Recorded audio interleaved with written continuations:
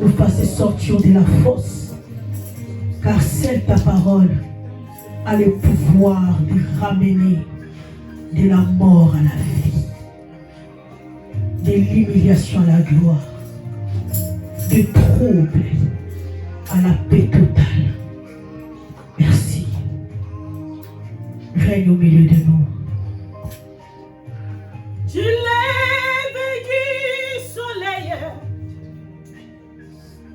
jusqu'à son coucher, que ton nom soit sanctifié.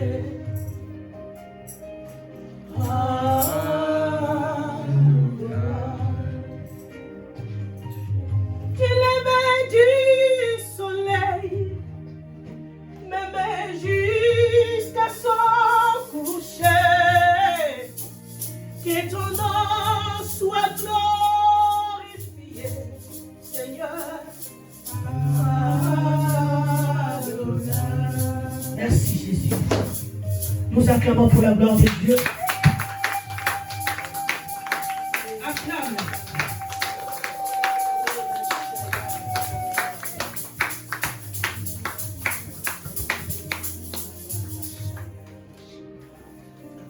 Que Jésus bénisse tout le monde. Soyez bénis et bienvenue dans la présence de Dieu ce matin.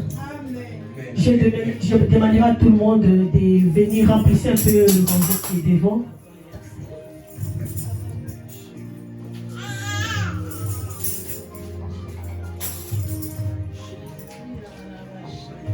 Merci Seigneur pour ta présence. Merci Jésus car tu es là ce matin. Merci de signaler Seigneur ta présence parmi nous. Je sens ta présence maintenant même. Merci pour ta présence. Est-ce que quelqu'un sent la présence de Dieu? Amen. Je la ressens maintenant même. Que ton nom soit béni à jamais. Nous allons prendre nos Bibles. Nous sommes dans le livre de Jean chapitre 2. Jean chapitre 2.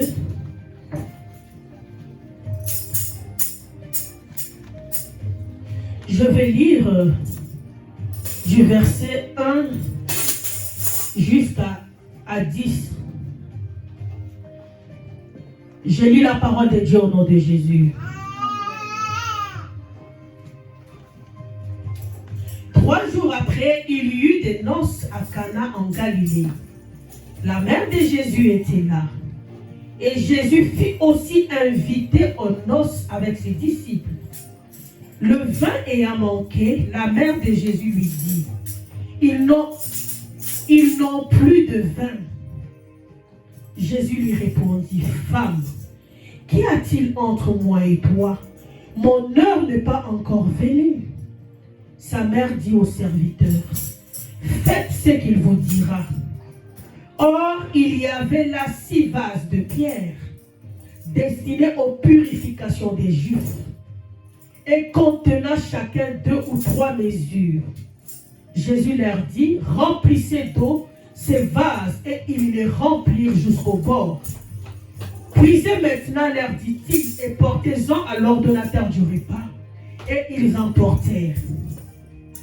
Quand l'ordonnateur du repas eut goûté l'eau changée en vin, ne sachant d'où venait ce vin, tandis que le serviteur qui avait puisé de l'eau le savait, il appela l'époux et lui dit, tout homme sert d'abord le bon vin, puis le moins bon, après qu'on s'est enivré.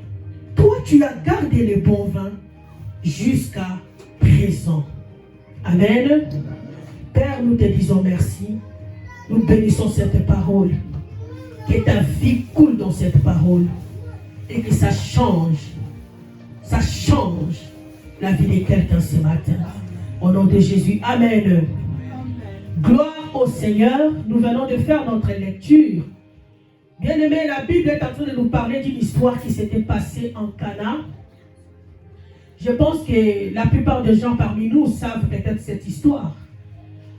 Dans ces versets où on nous parle du premier miracle que Christ avait accompli pendant qu'il était sur la terre. La Bible nous dit qu'un jour, il y avait des noces à Cana Marie, la mère de Jésus, et Jésus, ils étaient invités. Marie était invitée, Jésus aussi était invité avec ses disciples dans cette fête. Donc c'était une fête de mariage. Amen. La Bible dit qu'ils étaient invités dans cette fête. Et à un moment donné, le vin n'était plus. Donc il n'y avait plus de vin dans la fête. Et nous savons bien aimé, quand dans une fête, il n'y a plus à boire et à manger, donc les invités se fatiguent. Donc c'est comme si la fête commence à finir. Donc le manque de vin était bien aimé comme un signe que la fête devait prendre fin. Amen. Et lorsque Marie a remarqué qu'il n'y avait plus de vin, elle est partie directement parler à Jésus pour lui dire, ils n'ont plus de vin. Jésus, il était là comme invité. Il dit à Marie, mais qu'est-ce qu'il y a entre moi et toi? En d'autres termes, donc, je suis l'invité comme tout le monde. Est-ce que c'est à moi de demander le vin? En tant qu'invité, qu'est-ce que je vais faire? Mais Marie n'a pas tenu compte de ce que Jésus a dit. Parce que Jésus lui avait dit, femme, qu'y a-t-il entre toi et moi? Mon heure n'est pas encore venue. C'est-à-dire mon temps de se manifester, de se révéler n'est pas encore venu. Pourquoi tu veux me pousser à se révéler avant le temps? Amen. Mais Marie n'a pas tenu compte de ce que Jésus a dit. Elle s'est tournée vers ses disciples et lui dit, il leur dit, faites tout ce qu'il vous dira. Et la Bible nous raconte l'histoire, nous savons comment c'était fini. Jésus avait envoyé ses disciples d'aller prendre les vases qui étaient juste devant la porte. Ils ont rempli de l'eau et il changea l'eau en vin. Amen. Et ce matin, le Seigneur nous amène dans ces textes parce qu'il veut nous parler de quelque chose. Il veut attirer l'attention de quelqu'un. Amen. Le thème de mon message ce matin est intitulé Jésus, l'excellent invité. Amen. La Bible nous dit qu'il y avait des noces à Cana. Et il y avait une fête. Qu'est-ce qui se passe dans la fête? La fête, c'était un moment de joie. C'était un moment d'abondance où tout le monde est en train de s'émerveiller de quelque chose. Amen. Mais ce qui m'a beaucoup touché dans ces textes, la Bible nous dit, à part les invités qui étaient dans la fête, les organisateurs de la fête ont invité aussi Jésus. Amen. Ils ont invité Jésus dans ces noces, dans ces moments de fête. Amen. Qu'est-ce que le Seigneur veut nous parler par là? Un jour de fête, un temps de fête, c'est quoi? C'est un moment de joie. C'est un moment de bonheur. C'est un moment de tranquillité. C'est un moment de paix qu'une personne peut avoir. Tel que nous sommes là, bien-aimés, chacun de nous, en fait, dans la vie normale, il y a des moments, il y a des hauts et il y a des bas. Amen. Il y a des moments de paix et il y a aussi des moments de trouble. Mais quand on parle ici de la fête, ce sont des moments de joie, des moments de tranquillité, des moments de paix. Amen. Mais la Bible nous dit que dans ces moments de joie, ces gens ont invité Jésus. Il y a beaucoup de gens dans la vie qui invitent Jésus dans leur vie, que lorsqu'ils sont dans des moments de chaos, amen, lorsqu'ils sont dans des moments de deuil, lorsqu'ils sont dans des moments de pleurs, lorsqu'ils sont dans des moments de manque, là ils invitent Jésus. Inviter Jésus veut dire quoi? C'est le fait de les désirer, c'est le fait de les chercher, amen, c'est le fait de les prier. Beaucoup de gens prient que lorsqu'ils sont dans des moments de souffrance. Mais dans leur moment de paix, dans leur moment de joie, dans leur moment de tranquillité, ils n'invitent pas Jésus. Amen. Mais ces gens ont invité Jésus dans le moment de paix. Est-ce que lorsque tu es en paix, lorsque tout va bien, est-ce que tu désires Dieu dans ta vie? Amen. Beaucoup de gens, lorsque les choses marchent bien dans leur vie, ils n'ont pas besoin de Dieu. Amen. Ils disent que qu'est-ce que Dieu fera encore? Parce que j'ai tout ce que je veux. Oh, je suis venu te dire, bien-aimé, Tu peux avoir ce que tu as, bien-aimé. Mais sache que ça ne sera pas éternel. Mais avoir Dieu, savoir ce qui est éternel. Amen. Ces gens ont invité Christ dans la fête. La communion avec Dieu, bien-aimé, ne doit pas seulement être lorsque tu souffres. Amen. Mais ça doit se manifester dans tous les moments. Le Dieu que nous prions n'est pas seulement un Dieu où on doit le désirer que lorsqu'on souffre. Amen. Beaucoup de gens s'approchent de Dieu que lorsqu'ils ont besoin que Dieu leur donne quelque chose. Ils oublient que de la même manière que nous avons besoin de Dieu, Dieu aussi a besoin de nous. Est-ce que quelqu'un comprend? Dans tes moments de joie, est-ce que tu désires Jésus? Dans tes moments de paix, est-ce que tu as le temps pour Jésus? Oh bien-aimé, les autres diront, oh je n'ai plus le temps. Tu cherchais le travail et Dieu t'a donné le travail. Tu cherchais le mariage, tu cherchais peut-être bien-aimé de l'argent, je ne sais pas quoi. Et quand Dieu te donne, est-ce que dans tes moments-là, Jésus a encore de l'importance dans ta vie, à tes yeux? Amen. Est-ce que Jésus, tu le désires encore? Est-ce que, amen bien-aimé, c'est dans des moments de joie que notre communion, que notre amour pour Jésus doit se manifester encore. Bien-aimé, tu sais, deux fois quand quelqu'un souffre, il est difficile de juger son amour pour Dieu.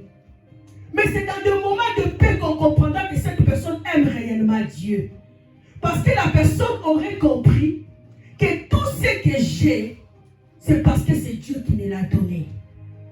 Donc il vaut mieux que je m'attache à la source au lieu de s'attacher au bien. Est-ce que quelqu'un comprend? Dans le moment des fêtes, ils ont invité Jésus. Amen. Notre Dieu n'est pas seulement un Dieu qu'on doit le chercher lorsqu'on souffre. Il n'est pas un Dieu qu'on doit le désirer que lorsqu'on pleure. Mais il est le Dieu qu'on doit désirer à tout moment. Ce ne sont pas les circonstances de la vie qui doivent bien aimer déterminer ta communion envers Dieu. Mais c'est ta communion qui doit bien aimer influencer toutes les circonstances de ta vie. Est-ce que quelqu'un comprend? On n'a pas besoin de Dieu que lorsqu'on souffre. On n'a pas besoin de Dieu que lorsqu'on manque quelque chose. Mais on a besoin de Dieu à tout moment. Parce que c'est de lui que nous dépendons.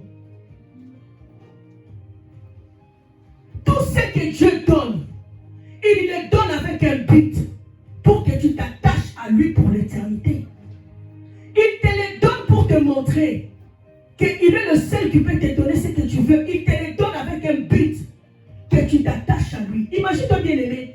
S'il y a un puits qui te donne de l'or, qui te donne des trésors, est-ce que tu abandonneras ce puits? Amen. Est-ce que quelqu'un comprend? Mais des fois, nous les enfants de Dieu, nous oublions. La main de Dieu qui te bénit, lorsque tu es béni, tu oublies cette main. Or, tout ce que Dieu fait, il le fait pour te montrer combien il est bon et fidèle. Amen. Il est comme bien aimé le puits qui t'accorde ce que tu fais. Alors pourquoi tu fuis ce puits? Amen. Ils ont invité Jésus dans la fête. Et la Bible est en train de nous dire que Jésus était là dans la fête. Après un moment donné, il n'y avait plus de vin dans la fête. C'est-à-dire la présence de Jésus dans cette fête-là n'a pas empêché au vin de manquer. Amen. Le vin, c'est quoi? Le vin, c'est la joie. Amen. Le vin, ça peut être quelque chose que tu as. Amen. La Bible dit que le vin a eu à manquer. Beaucoup de gens croient que lorsqu'ils sont avec Dieu, ils ne seront plus combattus. Non, bien-aimés. La présence de Jésus dans ta vie attire le combat. Amen. Pourquoi? Je te donne un exemple. Les abeilles il suit que là où il y a du miel. Amen. Est-ce que quelqu'un comprend? C'est-à-dire qu'ils sont en train de suivre ce que tu as. Parce que tu as Jésus, tu seras combattu. Mais la garantie est que tu ne seras jamais vaincu. Que personne ne te trompe que lorsque tu reçois Jésus, les batailles sont finies. Non. Tu seras combattu même plus. Amen. Mais l'assurance c'est que tu ne seras pas écroulé, détruit dans cette bataille.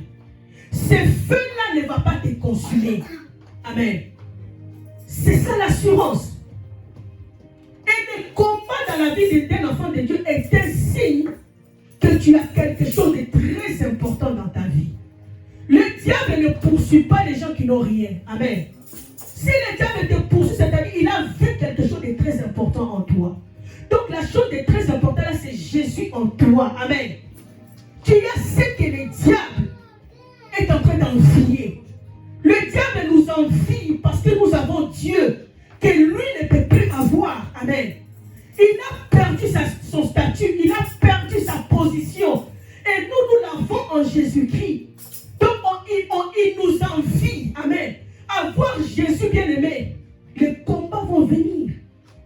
Mais sache que tu seras vainqueur. Et si tu n'as pas Jésus, sache que tu es l'esclave de Satan. Amen. Il y a beaucoup de gens qui ne prient pas. Ils se disent que quand je ne priais pas, je n'étais plus combattu. Mais depuis que je prie, il y a maintenant trop de combats dans ma vie. Sache que bien aimé, le diable, imagine-toi quelqu'un qui est déjà en prison. Est-ce qu'on le poursuit encore? On le poursuit un prisonnier. Tu es un prisonnier et le diable te laisse parce qu'il est déjà tranquille. Que toi, ton problème a été déjà réglé. Tu es dans son camp. On poursuit que ceux qui sont dehors. Amen. Est-ce que quelqu'un comprend? Il y a d'autres personnes qui se disent que moi, je ne rêve rien. Tu es vraiment un prisonnier. Amen. Et le diable ne s'intéresse même pas. En fait, le diable ne s'agite pas parce qu'il est déjà sûr de ton âme pour lui. Amen. Il est très sûr. Quand il te regarde, il dort même en paix. Parce qu'il sait que tu es déjà dans sa prison. Amen. La Bible nous dit que le vin a eu à manquer. Et lorsque le vin a manqué, la Bible nous dit que Marie est partie auprès de Jésus pour lui demander, lui dire qu'il n'y a plus de vin. Bien aimé, une chose que nous devons savoir est que avoir Jésus, savoir la garantie de la solution. Amen. Avoir Jésus bien-aimé, c'est être garanti de la solution de la part de Jésus. La présence de Jésus dans ta vie te garantit de la victoire. La présence de Jésus dans ta vie te garantit du secours. Là où il y a Jésus, tu es garanti. La bataille viendra, mais la victoire est garantie. Jésus était dans la fête. Et lorsque le vin a manqué, Marie s'est tournée vers lui pour lui dire, il n'y a plus de vin. Parce que Marie savait que Jésus n'était pas l'invité comme tous les autres invités. Il était l'invité qui était capable de donner ce que les autres invités ne pouvaient pas donner. Amen. Il était capable de produire. Amen. De faire en sorte que la fête reprenne. Les autres invités, lorsque le vin est fini, ils étaient d'accord que la fête finisse parce qu'il n'y a plus de vin.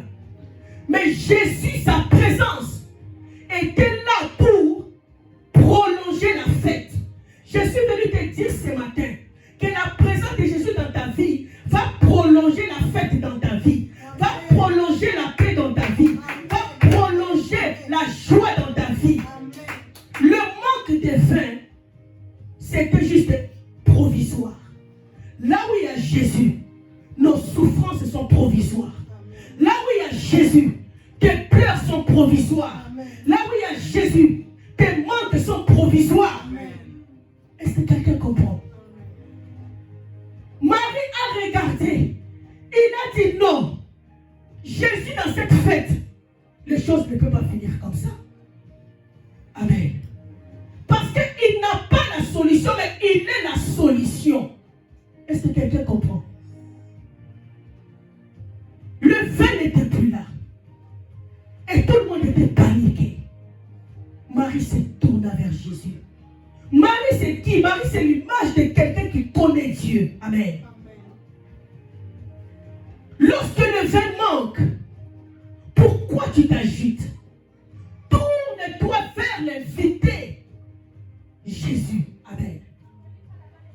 Ceux qui ont pour Jésus comme invité dans leur vie, tous ceux qui, que les moments difficiles, ce sont des moments provisoires. Amen. Rien de mauvais reste, rien de souffrant reste éternel. Et quand Jésus provisoire, c'est de courte durée. Amen. De pleurs, c'est des pleurs de courte durée. Lorsque le vin a manqué, pendant que les anges agitaient, Marie est partie auprès de Jésus. Et il lui a dit, il n'y a plus de vin. Marie n'était pas partie chez les organisateurs. Amen. Pourquoi tu cours auprès de ceux qui ne peuvent rien te donner? Amen. Lorsque tu es en difficulté. Pourquoi tu racontes ta souffrance, tes difficultés auprès des gens que tu sais très bien qu'ils ne pourront pas te donner ce que tu veux? Amen. Marie n'est pas partie chez les organisateurs. Elle s'est tournée directement vers Jésus. Parce qu'elle savait qu'auprès des organisateurs, elle n'aura pas ce dont elle cherche. Mais auprès de Jésus, elle aura certainement ce qu'elle cherche. Amen. L'heure est venue que tu te tournes vers Jésus. Sa présence dans ta vie n'est pas une présence décorative. Il est là pour produire des miracles, des solutions. Amen. Marie s'est dit que dans cette fête, Jésus n'est pas venu décorer la fête, mais il est venu pour agir, faire quelque chose. Jésus ne vient pas, bien aimé, en vain. Sa présence n'est pas décorative, mais sa présence, c'est la solution. Lorsque Jésus se pointe quelque part, c'est pour accorder, donner la solution. Dans cette fête-là, tout le monde était venu pour décorer la fête. Et lorsque le vin a manqué, personne ne pouvait changer la situation. Amen. Marie a dit à Jésus, parce qu'elle savait que Jésus n'était pas comme tous les invités. N'était pas comme tous les invités. Les invités étaient venus juste pour manger, pour boire et pour partir. Mais Jésus était venu pour donner la solution aux problèmes qui se présenteront dans la fête. Amen. Quand Jésus est là, tu es garanti de la solution. La solution est là certainement. La présence de Jésus nous rassure. Avec Jésus, nous sommes assurés. Vous savez, l'assurance, c'est quoi, bien-aimé? Je vais donner un exemple banal. Imagine quand tu achètes une voiture, tout le mois, tu es obligé de verser une somme d'argent chez ton assureur. Cet argent-là est en train d'être gardé. Amen. Le jour où tu auras un problème, un accident, amen, ils vont prendre ton argent pour couvrir les risques. Est-ce que quelqu'un comprend? Et avoir Jésus, c'est avoir l'assurance, bien-aimé, au moment des malheurs. Amen. Lorsque malheur viendra, Jésus va se présenter pour donner la solution à ces malheurs. Amen. Jésus se lèvera pour te donner la solution. Jésus est notre assurance. Amen. La foi dans ta fête, c'est être assuré. Amen. C'est être garanti. Garanti de la solution. Garanti, bien-aimé, de l'exaucement. Garanti du secours. Est-ce que quelqu'un comprend? Nous ne savons pas, bien-aimé, ce que l'avenir nous réserve. Chacun de nous ne connaît pas son lendemain. Quand on assure la voiture, ce n'est pas qu'on imagine d'avoir des accidents. Amen. Mais on ne sait pas ce qui peut nous arriver. Amen. C'est pour cela qu'on part vite s'assurer. Est-ce que quelqu'un comprend? Dans la vie aussi, tu ne sais pas ce qui peut t'arriver demain. Tu ne sais pas ce qui peut t'arriver dès que tu sors. Et lorsque tu n'as pas l'assurance, bien-aimé, ta vie est foutue. Jésus est notre assurance. Amen. Il nous assure de la vie. Il est l'assurance de notre salut. Amen. Lorsqu'il est là, tu es assuré. Le mal ne peut pas t'atteindre si Jésus ne donne pas l'accord. Tu ne peux pas mourir si Jésus ne décide pas. Donc ta vie est entre les mains de Christ. Et la Bible nous dit que tous ceux qui sont entre ses mains, ils ne perdent personne.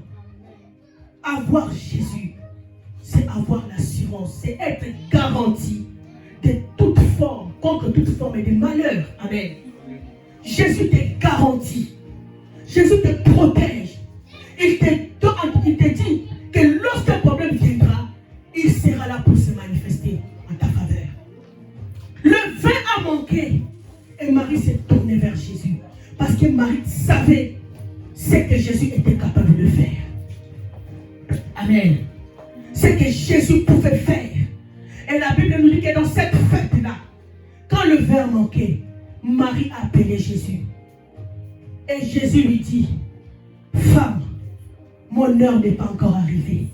Je suis venu te dire, bien-aimé, lorsque Jésus se porte garant de ta vie, il se manifeste, bien-aimé, même lorsque le temps n'est pas encore accompli pour toi. Est-ce que quelqu'un comprend? Lorsque Jésus est le garant de ta vie, il va toujours faire quelque chose parce que, bien-aimé, c'est lui qui devient ton propriétaire. Amen.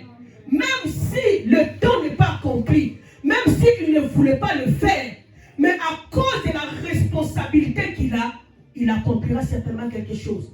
Dans cette fête-là, Jésus a accompli le miracle par responsabilité. Est-ce que quelqu'un comprend? Parce qu'il se sentait responsable. Amen. On l'a invité, ce n'était pas pour qu'il décore la fête, mais c'était pour accorder la solution aux problèmes à venir. Amen. Et lorsque Marie lui a dit, c'est vrai que ce n'était pas son temps, mais il s'est manifesté parce qu'il s'est senti responsable. Est-ce que quelqu'un comprend? Je suis venu te présenter ce matin le Dieu responsable. Amen. Il est responsable de ta vie. Et n'aie pas peur. Rien ne pourra t'arriver si Dieu ne donne pas l'accord. Jésus l'a invité, l'excellent invité. Amen. Il n'est pas comme tous les autres invités, mais il est l'invité qui donne la vie. Amen. L'invité qui donne la vie. L'invité qui fait que la fête continue. Ce matin, tu as besoin de cet invité dans ta vie. Tu as besoin que Jésus soit l'invité permanent de ta vie. Qu'il soit l'invité dans tes moments de malheur ou de bonheur. Tu n'as pas besoin de lui que lorsque tu pleures. Tu peux aussi le désirer pendant que tu souris. Bien aimé, il y a beaucoup de gens qui oublient quelque chose. Aujourd'hui, tu peux chercher Jésus parce que tu n'as pas le mariage. Et Jésus te donne le mariage. Peut-être après le mariage, tu le fouilles. Sache qu'il arrivera un moment où tu auras besoin des enfants. Amen. Tu reviendras encore vers lui.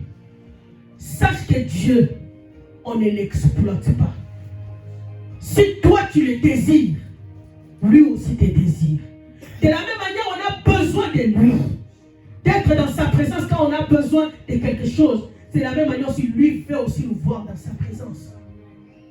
Avec Dieu, c'est question de relation. Amen. Est-ce que quelqu'un comprend? Jésus, l'invité par excellence. Et la Bible nous dit que Marie est partie, mais elle était rassurée, elle était sûre que Jésus ne va pas laisser les choses comme ça. Je suis venu te dire, Jésus ne va pas laisser ta vie comme ça. Jésus ne va pas te laisser dans la souffrance. Jésus ne va pas t'abandonner que tu souffres toi-même. Lorsque Marie est partie, elle savait le cœur de Jésus Et elle a dit aux disciples, faites tout ce qu'il vous dira. Parce que Marie savait que Jésus, c'est un Dieu compatissant. Il ne laisse jamais les gens, il ne laisse jamais son peuple se démerder. Il ne laisse jamais son peuple souffrir pendant que lui, il est là. La chose que Jésus n'aimait pas, c'est de te voir souffrir en sa présence. Amen. C'est de te voir tomber pendant que lui est présent. Jésus ne le permettra pas que tu souffres, que tu finisses pendant que lui est présent. Amen. Sa présence l'oblige à agir en ta faveur. Parce que c'est un Dieu responsable. Marie est partie, mais elle était rassurée. Elle savait que Jésus fera certainement quelque chose. Et elle a dit aux disciples, faites ce qu'il vous dira. Et la Bible nous dit, Jésus a dit aux disciples, prenez les vases qui sont devant la porte et remplissez d'eau. Ces vases-là, c'était des vases bien-aimés que les Juifs utilisaient à chaque fois. C'était dans la culture juive. Pour entrer dans la salle de fête, on mettait devant la porte là, de la salle des vases et les gens venaient se laver le pied et le main. Amen. En d'autres termes, ils se purifiaient avant d'entrer dans la salle. Amen. Et la Bible nous dit que Jésus a pris les vases qui étaient devant la porte. Et il a dit plutôt aux disciples de prendre ces vases-là et de remplir d'eau. En d'autres termes, ces vases-là, quand les gens venaient, tout le monde pouvait entrer dans la fête. Mais ces vases-là n'avaient plus l'autorisation d'entrer dans la fête. Amen. Les vases-là servaient juste aux gens de se purifier. Donc le vase avait le rôle de recevoir l'impureté. Amen. Les gens se lavent, ils se purifient et ils entrent dans la fête. Et Jésus a posé ses yeux sur ces vases. Les vases qui étaient négligés. Les vases qu'on ne donnait pas de valeur. Amen. Les gens marchaient avec toutes les poussières dans les pieds. Ils viennent à lui mettre les pieds dans les... Ils lavent. Amen. Ils entrent dans la fête. Et Jésus a pris que ce vase-là, qui était négligé, qui était des choses sales. Il a dit aux disciples, remplissez d'eau ces vases. Ils ont rempli l'eau dans ces vases. Dans quel vase? Les vases qui étaient devant la porte. Amen. Les vases sales. Et il les a dit de remplir l'eau dedans. Quand ils ont rempli, c'est dans ces vases-là que Jésus a fait le miracle de vin. Amen. Le vin est apparu dans ce vase. C'était le premier jour où ces vases-là avaient vu la salle de fête. Amen. Parce que Jésus avait dit, prenez-les maintenant, amenez-les à l'ordonnateur de fête. Est-ce que quelqu'un comprend? Je pense que l'ordonnateur, quand il était là, il voyait qu'on venait vers lui avec des vases sales. Amen. Mais peut-être s'est demandé, mais qu'est-ce que ces gens font avec les vases sales dans la fête? Ils sont venus avec les vases et ils l'ont déposé devant l'ordonnateur. Lorsqu'il a goûté, c'était du vin. Amen. Le même vase, là où les gens étaient habitués à laver leur saleté, le même vase ont servi à ce que les gens boivent du vin nouveau. Amen. Je suis venu dire à quelqu'un, le vase, c'est l'image d'une vie négligée. Amen. C'est l'image d'une vie qui a été négligée par les gens. Une vie qui n'avait pas de valeur.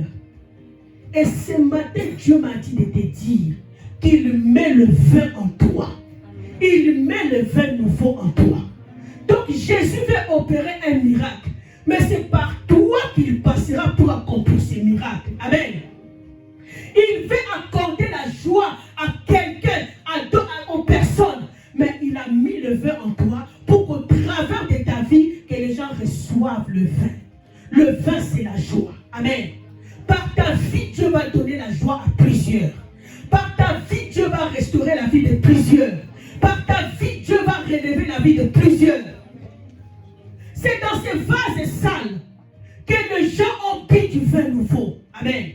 Les gens sont venus s'en servir dans ces vases sales. Amen. Mais ils ne pouvaient plus négliger ces vases à cause du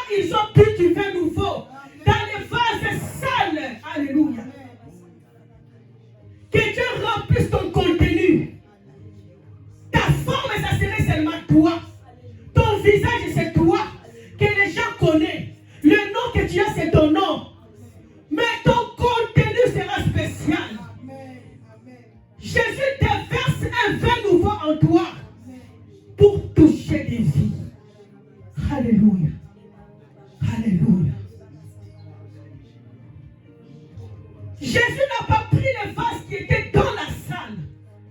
Parce que là, dans la salle, il y avait aussi des vases. C'est sur ces vases-là qu'il y avait de l'ancien vin que les gens buvaient. L'ancien vin qui est fini d'ailleurs. Mais Jésus a pris les vases du dehors. Les vases négligés.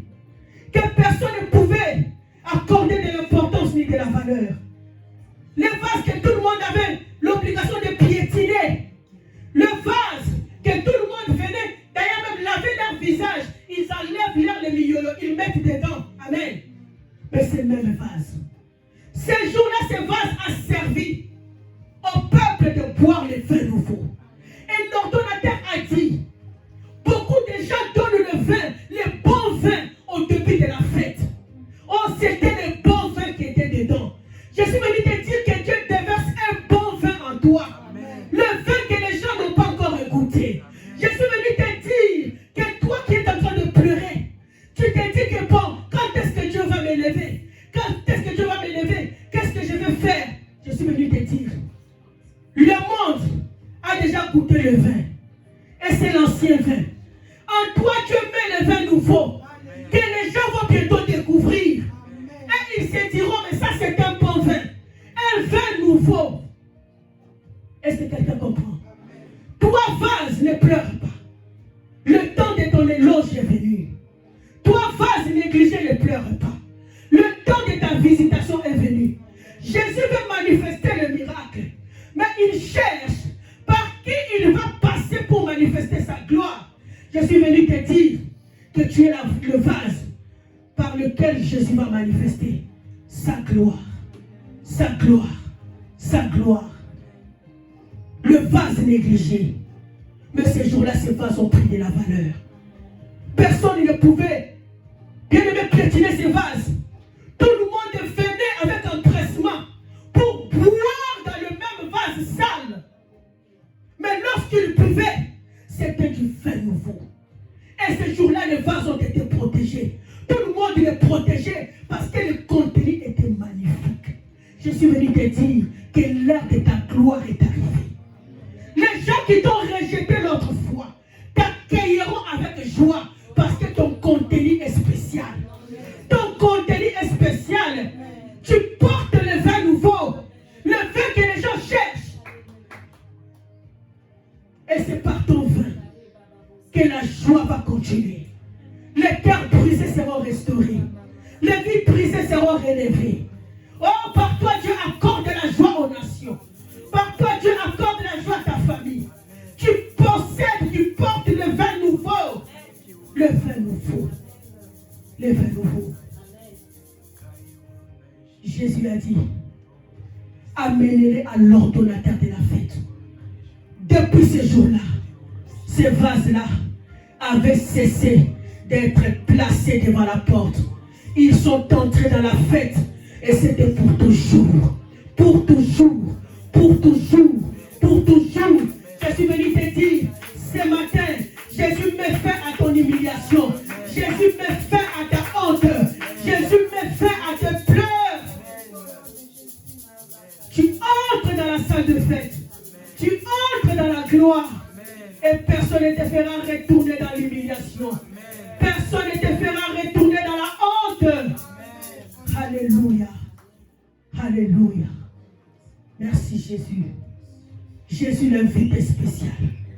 Il donne la joie et il relève le faible. Alléluia. Marie a dit, faites tout ce qu'il vous dira. Faites tout ce qu'il vous dira. Je le connais. Je le connais. Là où il est, il ne passe pas inaperçu. Jésus, sa présence dans ta vie, bien aimé, ça ne passera pas inaperçu. Vaut mieux qu'il ne soit pas là. Mais lorsqu'il est là, il fait toujours quelque chose.